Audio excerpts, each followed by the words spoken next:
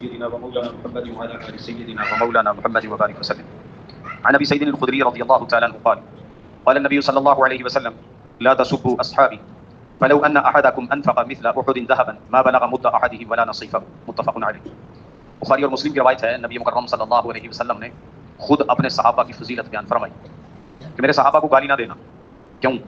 اس لیے کہ اگر تم احد پہاڑ کے برابر سونا بھی صدقہ کر دو، احد پہاڑ کے برابر سونا بھی صدقہ کر دو تو میرے صحابہ نے ایک مد صدقہ کیا ہو، ایک مد، ایسے یوں لب بھر کے، یہ ہے ایک مد، ایک مد تقریباً 750 گرام کا 3 پاؤ کے قریب ہوتا ہے ایک مد. اور دوسری روایت میں وضاحت ہے کہ ایک مد جو انہوں نے صدقہ کیے اس کے مقابلے میں کسی غیر صحابی نے احد پہاڑ کے برابر سونا بھی صدقہ کر دیا، یعنی اتنا بڑا ڈھیر، اور 3.5 کلومیٹر کی لمبائی میں پھیلا ہوا احد پہاڑ ہے، اتنا بڑا ڈھیر سونے کا کسی کو مل جائے وہ صدقہ کرے، صحابہ کے اتنے سے جو صدقہ کرنے کے ثواب کے برابر بھی نہیں ہو سکتا.